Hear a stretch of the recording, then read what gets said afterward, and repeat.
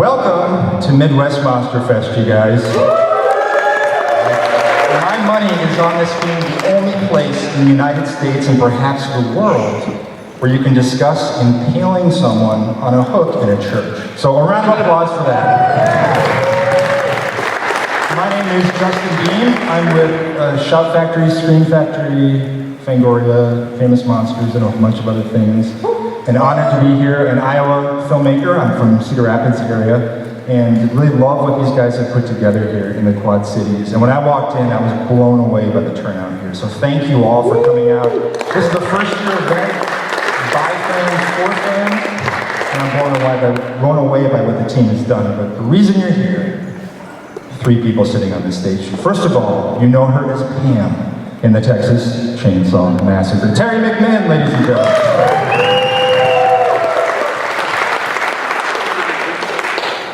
The guy who gave hitchhiking a bad name. Ed Neal, ladies and gentlemen. You thought your grandpa was creepy until you saw a chainsaw. John Dugan, ladies and gentlemen.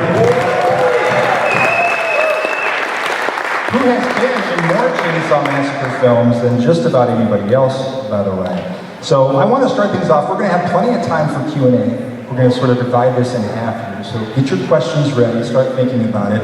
Let the spirit in the room guide you to what you want to know about the Texas Chainsaw Massacre. I want to begin with you, Terry, and ask you a couple questions. I know that you grew up in Houston, Texas, and you were very involved with theater, as you might know. You're good. So you were involved with theater as you were growing up. You went through the Dallas Theater Center. I did. When I graduated high school, I'd been in drama, and going to all the UIL contests and stuff for years, breaking in my trophies. And then I got a scholarship to go to the Dallas Theater Center, which was affiliated with Trinity University in San Antonio. And so I worked at the Theater Center for that year. And then I decided that I was going to switch to UT, the University of Texas in Austin. But when I got to UT, even though I had worked my butt off, as we all had at the Dallas Theater Center, the head of the drama department at UT was jealous of Paul Baker, who ran Trinity's. And he refused to accept even one of my 32 hours, not one. And so I was really disheartened. But anyway, what happened was I eventually went to St. Edward's University, which is where I was doing shows with people that came in from LA. And they saw my picture and they called it theater because they've been looking at girls at all the schools around, University of Rice, Houston, University of Houston, all this UT, all these. And so anyway, they asked me for an audition. What was the audition process like for you? What was the experience like? It was funny because I didn't, when we did this, it was a scab film, meaning non-union. And doing horror at that time was just above doing softcore porn. It wasn't really the genre. And as a serious actress, I really had my reservations about doing it. And then a friend said, let's go and audition. So I auditioned. And I still really didn't know meat hooks, chainsaws, And so finally my friend said, Terry, what else? You're just doing stand-up, just try it. So I called Kim Hinkle and I said, Kim, I'd really love to do your film. And he said, okay, Terry. He said, why don't you come over to the apartment where John and Lou were living. Yeah. And he said, and wear some short shorts. And like radar went up. I thought, okay, so it was at 7 o'clock. I lived on 22nd Street, just by the university, and they were on 10th Street, so it's around 12 blocks away. And so I put on my little white short shorts. They had embroidered flowers, pink and lavender, going up the side, and my little pink top, and I got on my bicycle, and I rode my bicycle over to the audition. Lift my lid. And said, "No, Jerry, you don't understand. Saturn is in retrograde." And I was Amazing. Speaking of short shorts and spaghetti tops, Ed, you also were from Houston, Texas. You studied acting in Jacksonville, Texas, right? And actually under Beata Payne. No, I began at an early age pretending to be other things. Then I was. Hi, Mike. No, I got thrown out of the 3rd grade for doing what now, later in life, keeps my wife in shoes. Talking stupid. And they, the same thing that Mrs. Feldman, the 3rd grade teacher, would go, "You have to go to the office for talking stupid." Now when we get a big contract with we just signed a big contract with Adult Swim Cartoon Network. Hi, Mrs. Feldman. It's Ed. Yeah, just sign. Stop calling in. Talking stupid is paid Went off. from the 3rd grade on. What was your world like when you're talking about 1973? What was your acting schedule? What were you involved with? Well, I was at the University of Texas at the time. When just before I auditioned for the film, I was a serious thespian. Sorry, not that little Joe Biden moment. I was a serious thespian, and I was doing Shakespeare. Moliere, what light my younger window shines. And so we saw the thing on the door to film audition, and we thought, who would come here to talk to serious actors about being in film? because serious actors disdain film work. Because we're in the theater.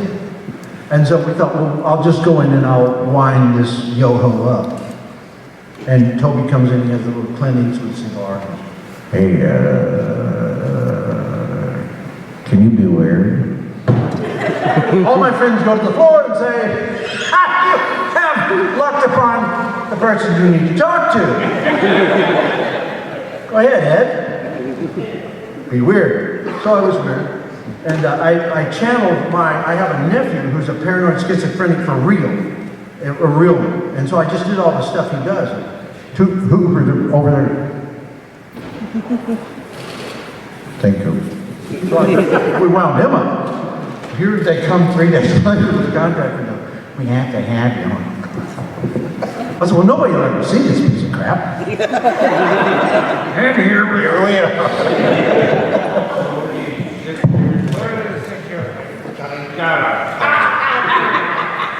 So the Chainsaw Massacre for John began in Indiana, where you grew up. You went to the Goodman School of Drama at the Art Institute of Chicago, so you were also in a lot of, stage work is universal here, a lot of theater work. And you were 20 at the time that this film came about. Can you talk about how you got involved with that? And mention the short shorts, because you want to be consistent. Do I actually need this? Can you hear me? It's a theater. I thought maybe the acoustics were up here.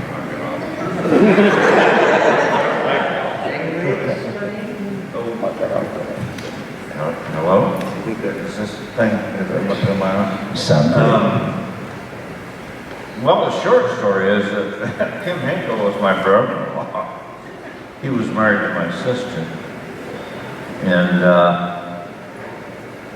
I'd only met him like a couple times, you know, like at the wedding and then once before the wedding and then maybe once, yeah, the arrangement.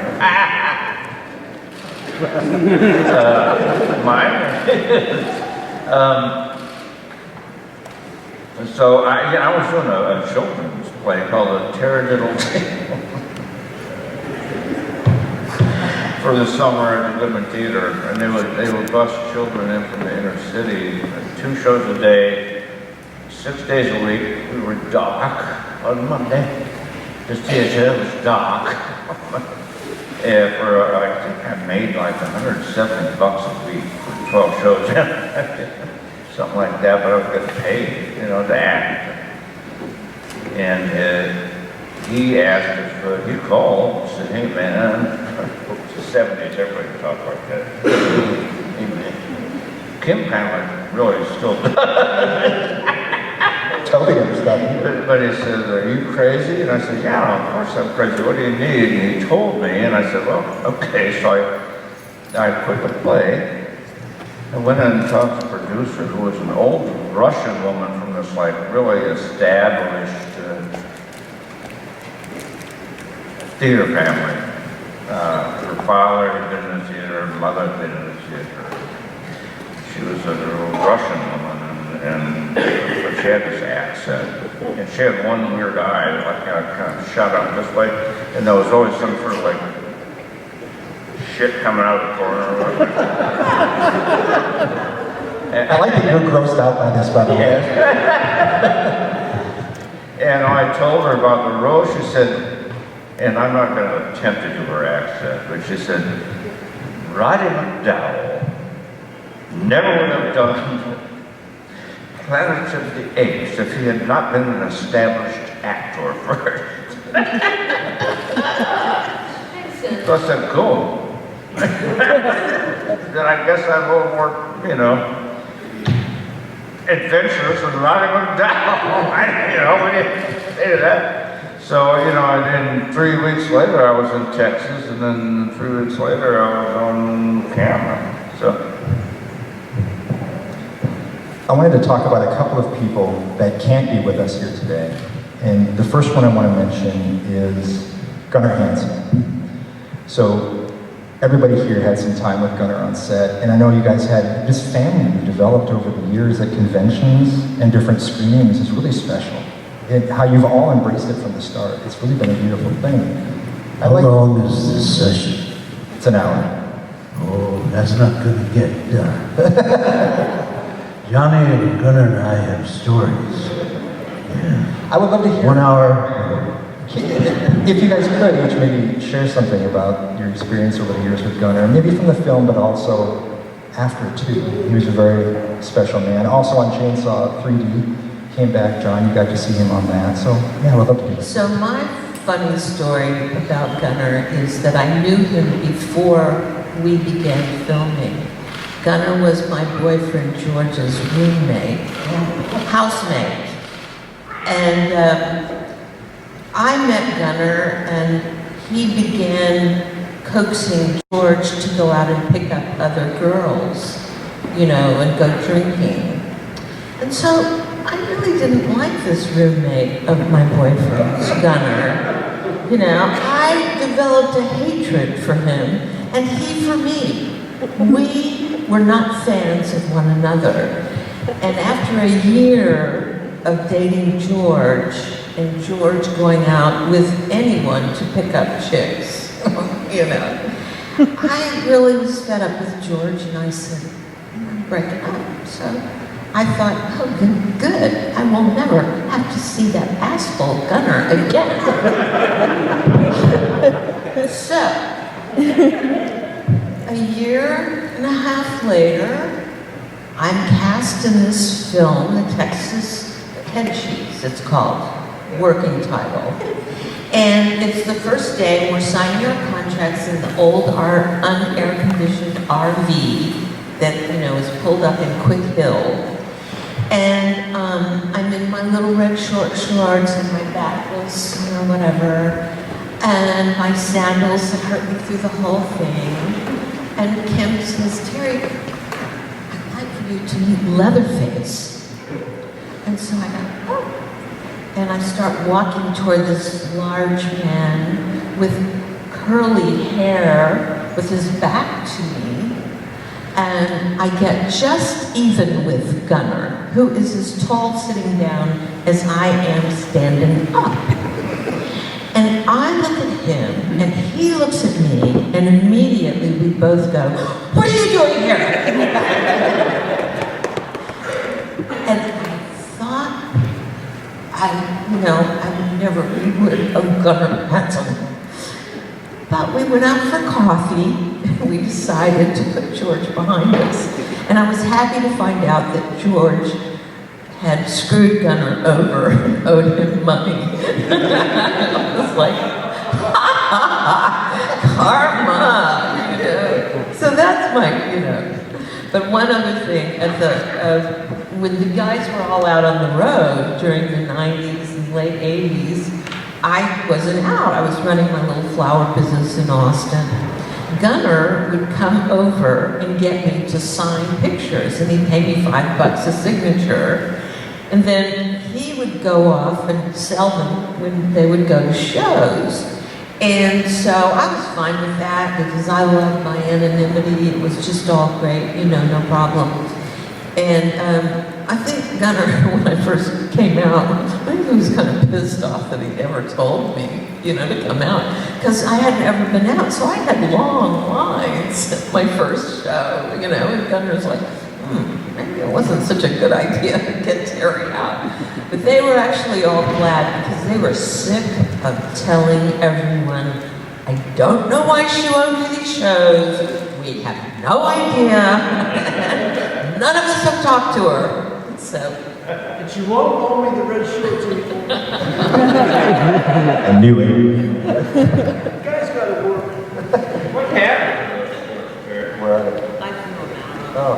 I know. They were abused. Everyone's wardrobe was. They smell so good. Okay. Have some water, Johnny. What I want people to know about Gunnar is that he was incredibly smart. No, he was a freaking 145 IQ. He wrote books about the estuaries of Maine. That's a niche. There are only 3 people who know what the hell an estuary was. But so he sold 3 copies of the book. But he was incredibly smart. And he was editing what? He was editing and writing a poetry magazine in Austin when he was cast called Lucille with very good poetry. And he was a good-looking guy. We had to put the mask on him because they kept trying to get pictures of him, because he had piercing blue eyes and great hair. And they were trying to get pictures of him run, out of makeup, in makeup shots. And they kept going, put the mask back on. So they actually had to pay him extra money to wear the mask on set. He's really, But he was very smart. You had a lot of time with him, like a lot of screen time with him. But those are the only things I can do. Oh, PC here. John? Wait, one thing. Gunnar and I had a blast shooting our scenes together. I just want to say that. We really had fun doing our scenes together. And he was great to work with. Well, it involved a lot of choreography. That kitchen sequence, how did you guys work through that mechanics? Toby spotted me, and Dottie had designed this thing with parachute strapping and steel rings from parachutes. And the crotch was like foam. And What was that? they had Crotch. What about the crotch? and then it was like a chastity belt, really. And then they had a strap coming up with a ring on it that was going to be put over the meat hook. But underneath, to hold everything up, she ran a pair of pantyhose that she had cut up to pin under the tiny backless bathing suit. And so when you know, they had me coming up from the front, Toby's hidden underneath, and Gunnar's, you know, holding me up, and Toby's making sure that the ring is out so it'll go right on the hook when he drops me. And so that was the only scary part. But that scene only took 3 minutes to, 3 hours to shoot, like from 9 to noon.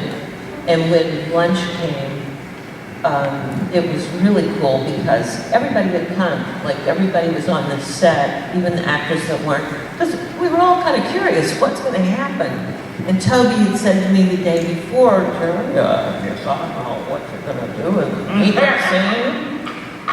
And I said, you know, Toby, I have thought a lot about it. And I was thinking that if the meat-hook didn't hit her in some strategic part of the spine, and that she could still have movement, that she might try to get off the meat-hook. And Toby said, yeah, that sounds good, let's go with that. I would like to personally and formally and in public thank you from the bottom of my heart that I have made several $1,000s in $5 bets because people go, wow, that's the greatest point in the film, and that hook comes right through the body. No, it doesn't. Yes, it doesn't. You just see her You have react. one of these $5 bills? Yeah. Sure. Because your mind completes the action. And these people swear. They say, you're right through there, dude. Well, they also, you know, they say the same thing about Paul Martin's death, you know. When you see the blade or the chainsaw go into his guts and the guts fly out, you don't see that. It's shot in silhouette. It's your own sick mind that, you know, finishes the image for you. But that's one of the great things about the film. It's pretty subtle, and it's There's actually very little blood blood. and guts. There's very little blood. I think it's Toby and it's everybody on the production team who created an atmosphere. I'll never forget watching this film for the first time when I was a kid, and I remember everything about the room that I was in. It was super hot. You could see the little dust in the window beam coming in, and I felt like I was wearing the movie when it was over. I felt so covered It's in like a it. documentary too, Yeah. the way it's shot. And the sort of the score that they did with the real minimalist sort of just sound effects and things, the sound of the generator, it's almost second to none in terms of a film that puts you right there. Yeah, it's palpable. The heat, the tension, the fear, everything. You can like feel it. What about you with Gunnar? What about me? What about you with Gunnar? I'll say short shorts first, get your attention.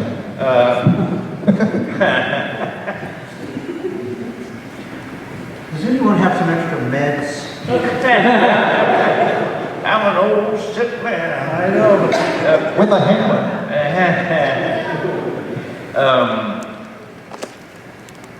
The first time I ever really talked to Gunn was, now I had been on set numerous times working as a production assistant and hanging out, just being a gopher for Sally. Anyway, so, you know, I drove a truck and picked up props, did all sorts of stuff, because I just wanted to see the whole process. I had to be there like 3 weeks, I think, before they actually started shooting me because of my makeup design. So, anyhow, Gunn. So the first time I really talked to Gunn was, in the wardrobe trailer production office, whatever you call it. The RV, the unair-conditioned Like RV. Winnebago kind of thing with, it had a window air conditioning, you kind of went, Yeah, but it was so old, you said Winnie. yeah. There you go. But, you know, and then the old AC would keep it down to about 95 degrees in there. But, and there was a small bar with some scotch and some bourbon and some gin and some vodka. Wow. But, oh, no, thank you. They love the grandpa. But he was getting dressed, and they had finished doing my makeup, and I was trying to get my costume on, and he was wearing a t-shirt. He introduced himself to me when we talked about it. He put on a t-shirt that was all ripped across the front of it, looked like holes. You know, not ripped completely, but just holes across it. And he said, I said, what the heck? He goes, I just put this on to remind myself the last time I used to change socks. And apparently his shirt got tangled up in a chainsaw and he damn near cut his guts up open. And he said, he wore that t-shirt every time he had to use a saw. Yeah, and then he and I went later on became great, wonderful friends over the years. The funniest moment on set was when we were shooting scenes that Gunnar wasn't in. So we're all like, oh, Gunnar's a lake hungry. So he goes into the Winnie, and the woman of catering has made a large platter of cookies. And she has used a magic herb. And the cookies have been made for the hard-working crew who are, 18, 20 hours a day. Gunnar goes, oh wow, cookies. Say, those are good. Gunnar had never had the magic herb before. These are really good. Gunnar had plenty of that herb before with George. Correct the record. So we all come in to have lunch, and Gunnar's like the Buddha, sitting there going, I can't feel my legs. What? The poor woman's like, where are them cookies? Sally, Ted Nicolai's wife, was our Crumbs caterer. were all over Gunnar. Sally was Ted Nicolai's wife. No, Sally. Ted Nicolai, Sally Sally Nicolai. Nicolai. Yeah, her reaction. Yeah. Well, Who had a lot of the herb. But yeah, that was Ted's wife at that time. They've since both remarried. But, and they have a lovely daughter who, by the way, her name started with a B, Brianna, or anyway, she came to deliver lunch at the time when Toby said cut after the meat hook. We finished it. And I'm hanging on the meat hook, and the K-Row-based blood was everywhere, so flies were like flocking in. But when we finished that shot, I looked out at the faces of everyone as I'm hanging there, and all of the cast and the crew were like,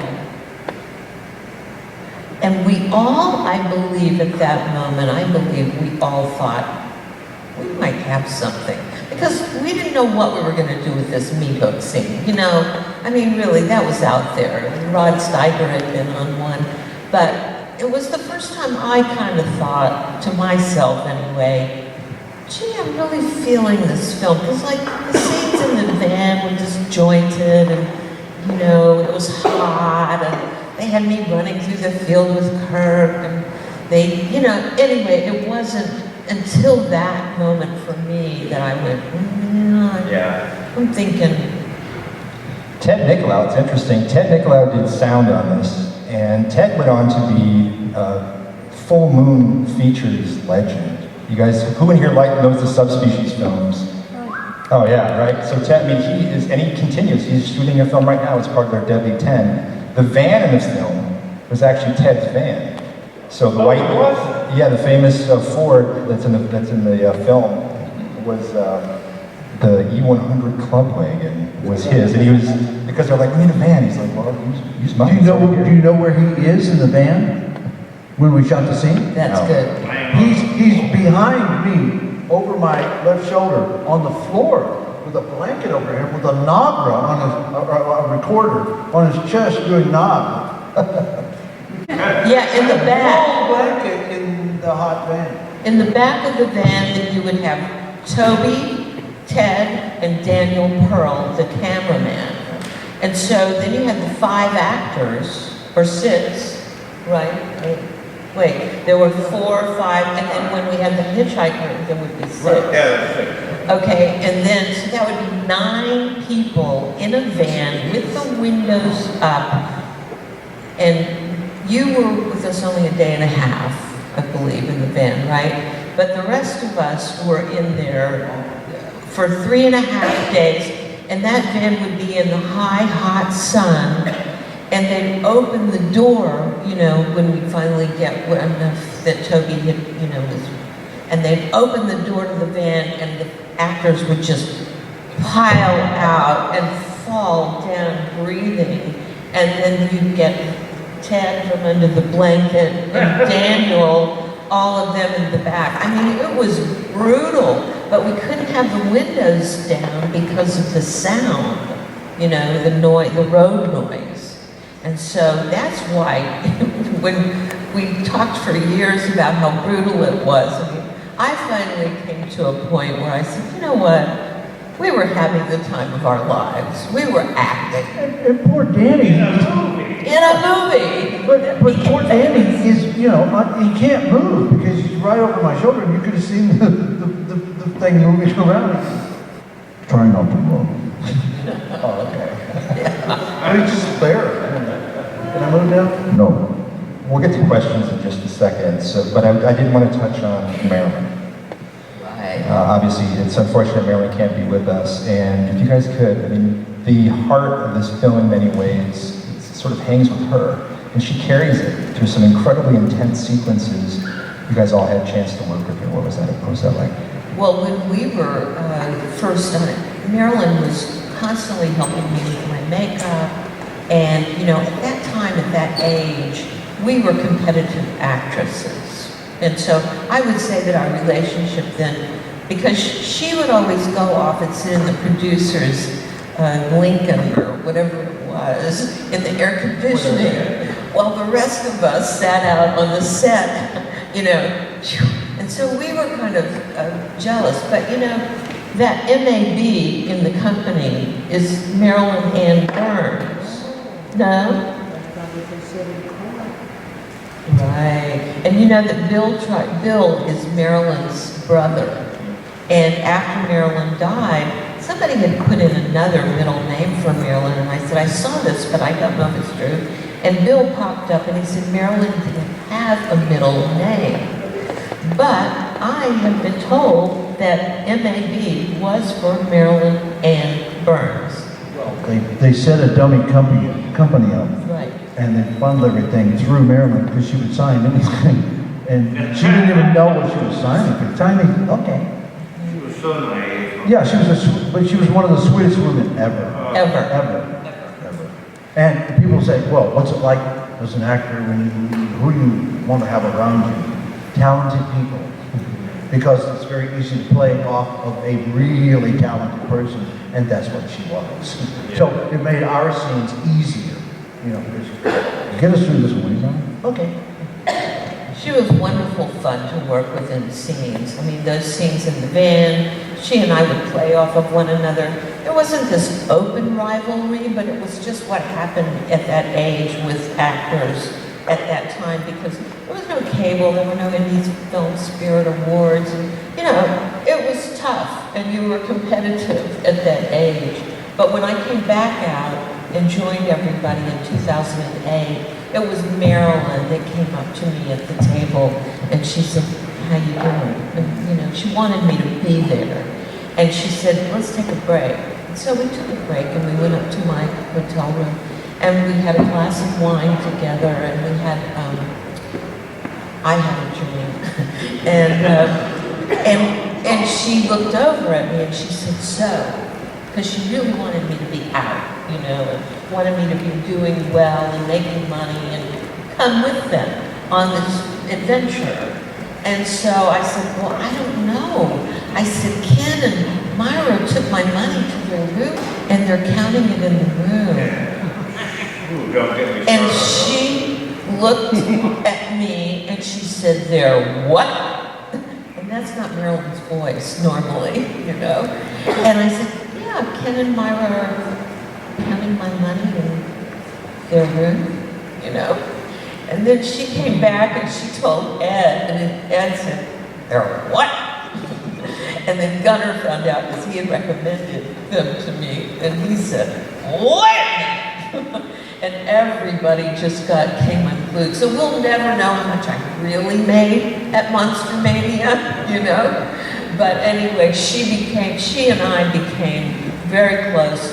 Every time that we were gonna get to do a show all together, she'd call and we'd talk for a couple of hours, you know, what are you gonna wear? You know, let's go have dinner when we first get, you know, she was such a great person. I mean, a loving, kind, excellent human being, on top of being marvelously talented. What was the movie she made? Was it Starlight Slaughter? Is that? She made this movie for the Rustums from overseas. And they had a scene where she's thrown down upon the bed and the villain is like lecherously going towards her. Cut. Okay, that one. So she takes her mother to the premiere of the film. Unbeknownst to Marilyn,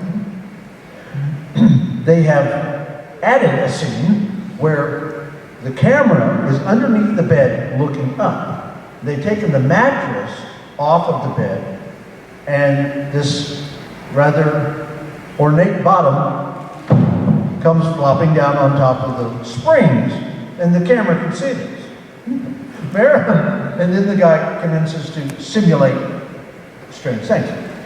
Marilyn turns to her mother and goes, "Oh my God, that's not me, Mom, it's not me." And the mother's like, eating popcorn, like, "I know, that's not your butt."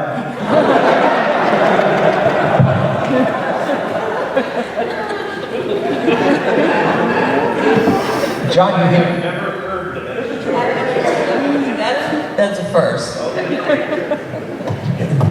Before we get to questions, then you had in the dinner table scene and the hammer with her. Can you talk about choreographing that, making that happen in a safe way with her, and how open she was to all that she had to go through? And, you know, by the time we got to that scene, everybody was so... It's hard to explain, isn't it? Yeah, it was. So I sat down in the makeup chair at 6 a.m. Tell him about the makeup. This man endured, not since Lon Chaney. Not since Lon Chaney in the mid-1920s.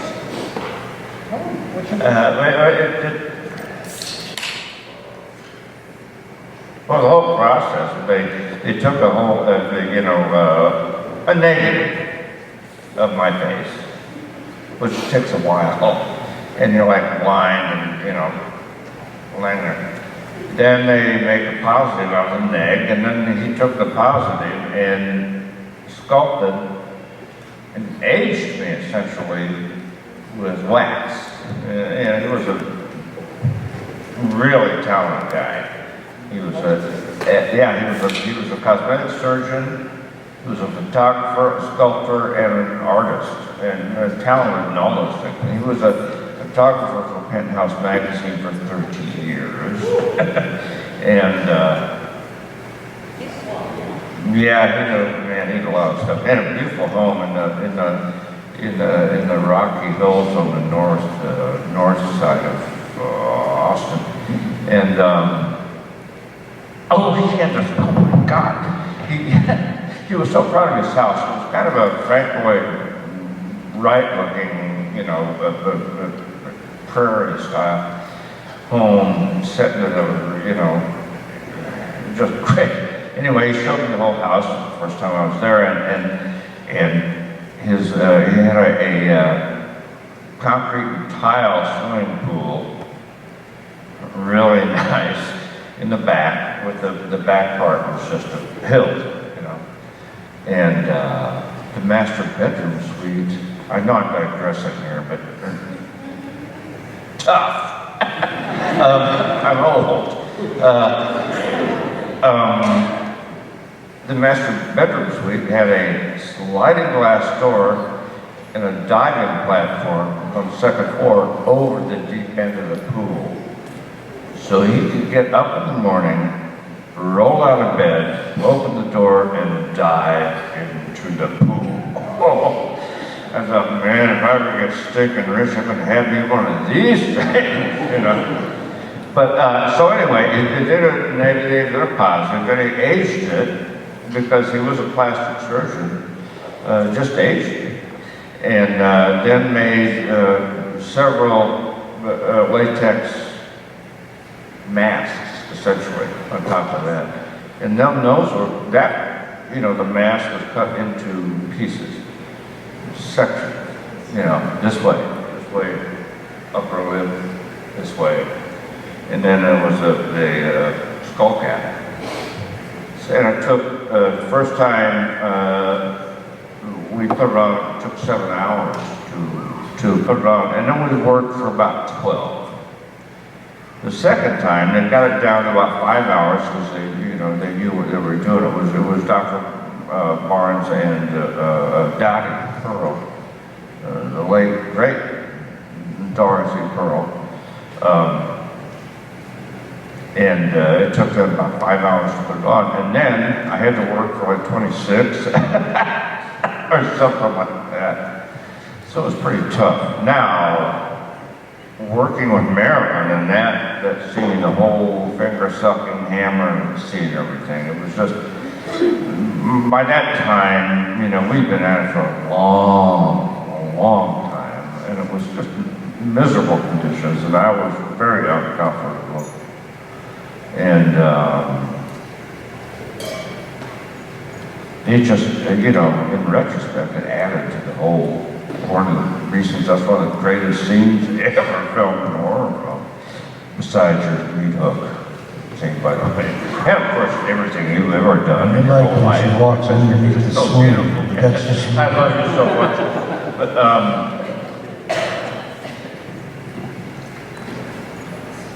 it was weird for me because she was, I was a 20-year-old man, 20-year-old heterosexual man, and she was gorgeous. Oh man, she was so pretty. And there she is right there, you know, it's so uncomfortable to say, really the closest thing to sex in the entire film is me and Marilyn. You know, and here she is, you know, tied up to a chair, and you know, I'm sucking on her finger, you know. I didn't really know her, although I met her just briefly in a makeup trailer, you know. And That tells you a lot about Toby Hooper. but it was kind of, the fun part was, cut, John, cut, John, for God's sake, cut. But what he's not telling you is that we asked, you know, because here was this poor soul in this chair for hours. No, seriously, hours. And the guy was a cosmetic surgeon and a really good one, but he'd never done makeup in a film before. So he didn't know all the tricks of the trade that a competent makeup person could have done it in about 45 minutes. Tops. And it would have looked identical to what the doctor did in 7 friggin' hours. And so we're sitting back and we're watching this, we're going, who is this guy? And somebody, no, one of the crew members said, he's the only one that'll sit there long enough to do that. That was my introduction. I know. All right, guys. Who has a question? If you raise your hand, I'll come up to you with a mic and we'll let you in. Somebody. going Q&A here? Yeah, we're doing Q&A. All right, let's head over here first. Okay, we'll be right there. Yes.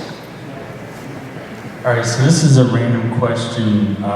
not to the original, but to Texas Chainsaw Massacre Next Generation. I watched it the other night just to kind of refresh in, some of the scenes, and I noticed towards the end, Marilyn is in the movie, and then I watched the credits, and her character her name is Anonymous, and I was wondering if there was any significance in, why her name was just anonymous in the movie. That was a union thing. They didn't want her to do it, I don't think, so they did the credit for her. But, I'm in that scene, as well as Paul Partain. Did you get Paul in that? And she's on a gurney, and Paul Partain is the orderly who's pushing her, and I am the cop who's talking to Renee Zellweger. So, yeah. Oh, 3 of us are in that scene. And let me ask too, before we move on, it's a great lead into this, you were also in Chainsaw 3D. They brought you back to the grandpa again. Can you talk about that experience? Yes, I was in 3D.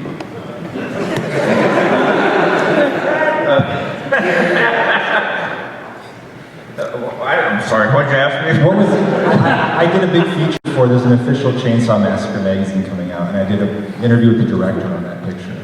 And he, down to the specific detail, if you guys have seen Chainsaw 3D, the house, the rooms, everything is so meticulously mapped out. And the love that he showed bringing Gunnar back, having Gunnar sit in that window again, if you guys caught that moment, where Gunnar's sitting there, that key scene from the original Chainsaw. Yeah, that was a real nice little shout out to him. But then you're there as well, made up as grandpa again. What was that experience like? It was very surrealistic. It was 38 years later. Yeah. And I remember being in, and I actually, they had a budget, For once. I had an air-conditioned trailer, which is great because it was 103 degrees at 10:30 in the morning. I told, what's his name, Carl Mascone, the executive producer on it, I stepped out of my trailer to have a cigarette, and I smoked before they took my jaw out. Put something back there. Stepped out for a smoke, and Carl was there with a couple of suits from New York. John, come here, I want to introduce you to some guys. And I walked up to him, not thinking about those guys, and said, Carl, what the fuck? And he goes, what? I said, almost 40 years later, and it's 100 degrees at 10 o'clock in the morning. Have you never considered, like, winter, maybe? What the hell? So I'm in full makeup and a wool suit, starch shirt. Of course, I had my jacket on, but the makeup guys wouldn't let me, they'd see me, their trailer was right over there. They go, damn it, get back to the trailer, you're melting. Because it was silicone. Very, it was like a second skin. Very fragile. And the heat would have started stripping off me. But it was very odd. And so I'm all alone for like hours in this trailer. Nobody came by to say hi or anything. And I had like a paperback, and I read, I nodded out for a while. But I went to the food tent, grabbed some lunch, came back, and I ate by myself at the makeup table in front of a mirror. And I looked just like my father did when he was, right before he died, when he was like 89 years old or something. So it was like I was having lunch with my old man, Yeah, well, yeah, it was just surrealistic is the only thing I can think of. I thought that was really special. The care that they put into bringing you guys back and getting the house right, getting all those details down, that was really something special. You had a question? The money. Don't forget the money. Right? I made more money from them having me walk up to the house. And this is when I'm finally proud of those red shorts and wishing that I had that butt again. But he made sure to use all of us, and we all got paid. I made more money and we still get residuals That's from a it. SAG film. Yeah. Yeah. We make more residual from that than we did the original. And the remastered footage, by the way, and those flashback sequences blew me away. Sitting in the theater, seeing the way Right. that they had cleaned those up, that was absolutely outstanding. Beautiful. That really was. They went to such great lengths to redo the film. It was like completely redone. And we're watching the film nowadays going, what the hell was that? Because when we made it, it was in 16 millimeter. And my favorite review of it, of all time, was done by a London reviewer who was a serious person who did theater reviews, but you have to do this review. This thing's going through the review. So he did it. And the line he used in the review was, "This motion picture looks as though it was shot through the end of a Coca-Cola bottle." Because it had this greenish tint. But nowadays, the technology is they've run this thing through this, and it color corrects every frame, and it's friggin' Panavision. And we're going, what the hell is that? Yeah. We don't even recognize it. I think they cleaned up too much. I think it's buggered it up.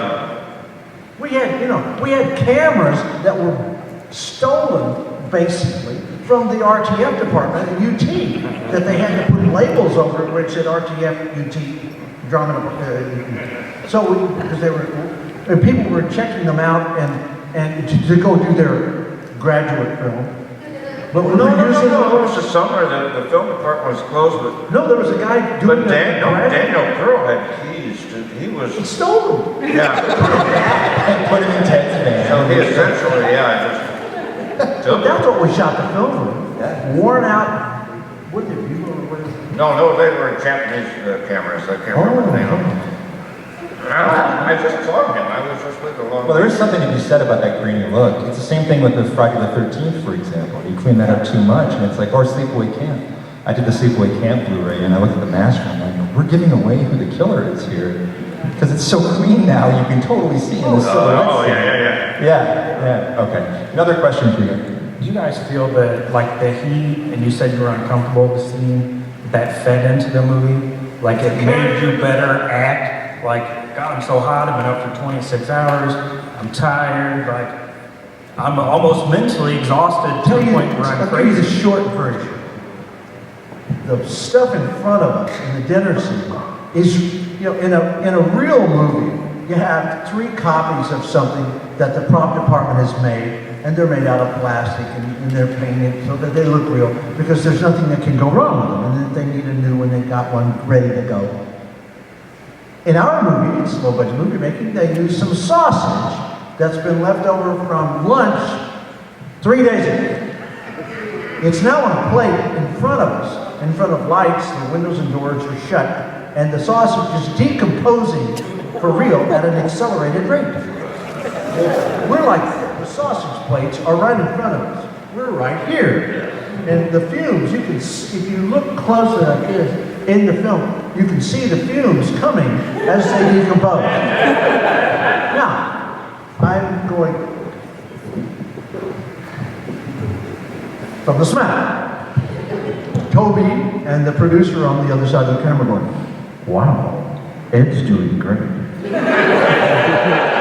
He's really on it tonight. Isn't he good? And I keep taking my elbow and moving the plate away, and I go, cut, put that back, you moron. He's just doing swell. But was a character in the film? Oh, absolutely, and the exhaustion, that whole thing, that whole marathon shoot, 30, he knows down to the second how long it was. But how long that shoot was, it's pretty much, it's kind of legendary in business how long we worked on it. And the heat, the smell, the tension between the actors and everybody involved, the crew, everybody was pissed off at everybody. Remember the thing that's on the table? The chicken head? Robert Burns went, hey, you know what would be cool? We'll cut a chicken's head off, We'll nail it to a board, and we'll cut the chicken's feet off. We'll nail the feet to the board, and we'll use it as a centerpiece. It'll be cool. It was cool. Week 1. Cut to that night, week 3. Ed's doing swell. And there was a live chicken in the bird in her scene where she falls into the room and all the feathers and the bones and all that stuff. And here's a full-size chicken mangy ass yard Stuff in this little tiny in a bird cage. And Robert Burns didn't realize it, but chickens are very stressful animals. Yeah. They're under stress. And so they crammed this big, huge chicken in this little tiny bird cage, and the chicken would die. So they had to go get a new chicken every morning. And they couldn't tell Toby because, he would never authorize the spending of another $1.42 on another friggin' chicken. So Robert's smoking chicken. Didn't that one have brown? And I was like the chicken wrangler in that scene because the chicken that we had, but it was just not animated enough for Toby. So I had to lay on the floor, and it was Wayne Bell for some reason. I don't know where Ted was, but Wayne was doing the recording, and was it B-roll stuff or something maybe? I don't know. And because we're using the camera. But anyway, I was laying on the floor with a broom handle, Killing the chicken. poking the chicken to get it to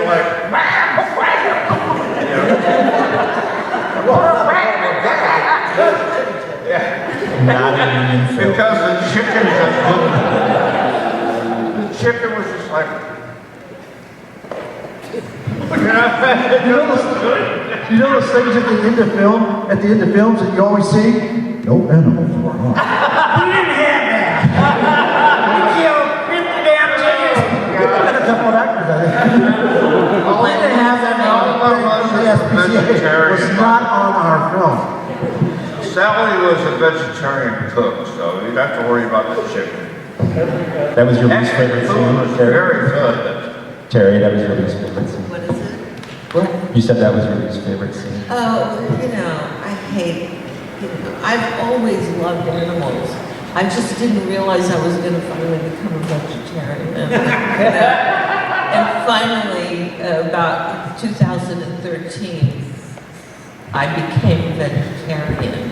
And I rarely eat meat, sometimes on the road when I can't get anything to eat, But I'm totally that way, so that whole thing about the chicken, I probably just phased it out. I didn't realize what. Chicken for like 15 hours. Yeah, that one day I worked with the chicken. I never saw the chicken out of the cage, though, personally. I never did. Me neither. Yeah. No, I had chicken body. I never knew how many there were. I just knew there was that one when I was filming. I would have been really upset. It's just, that's Pam. That's how Pam was, In fact, I'm pretty sure Pam was a vegetarian even when they stopped for that barbecue at that play. Next question. Chicken actually lived there. It's Bob. No, what made Mary do it? Mary was Bob's, common law, his partner. All right, here we go. And she was also the Short shorts. okay. No, All right, neither. it's his turn. There's a young man who wants to talk to you. Oh, okay. Who were your favorite casting members? Favorite cast members? You mean the people that were in the movie with us? Yeah. Well, it definitely was not Franklin. Paul Portaine was a method actor, and he stayed in character even after the scenes had stopped, and he was cantankerous. But the real Paul Partain, everyone else got to know. I moved away, so I never got to know him. But all of the cast loved him. So the sweetest man, kind, lots of fun, you know, loved to drink beer. But as far as when we were working on the set, my favorite person to turn to for, hey, how was that, you know?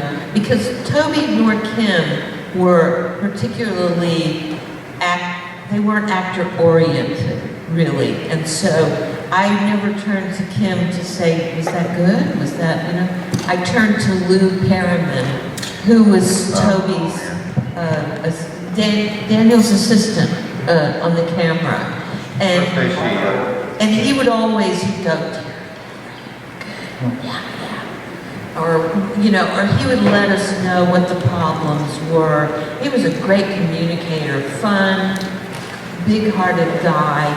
And so I loved working with Lou for that reason, because he gave me feedback, you know, that we weren't really getting.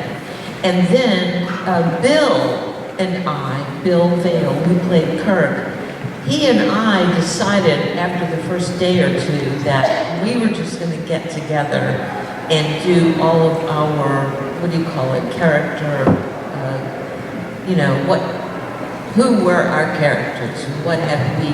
History background. History background. And so we had decided together certain different things, and one of them was that we were secretly married, but that we had not told our, you know, the other cast members, the other characters, you know. But little things like that. So those, for me, I, you know, particularly worked on the film closely with. And that's my experience. The first person I met, the first actor I met on set, the first day I arrived in Austin to do that, was Paul Partain. And so, you know, there's always been a place on earth for Paul, but he was in a 1967 Cadillac, white Cadillac convertible with red leather interior. They had fins on it. With pointy ones, like if you were riding a bicycle behind it, the guy hit the brakes. You're dead, you know. And he was sitting in his wheelchair, and he had a little conversation nook set up with folding chairs and everything, and he was sitting all alone. And everybody else was sitting over there. He was just sitting there by himself. We gotta wrap this up. I'm old. We do? I gotta pay. Oh, well, I have to.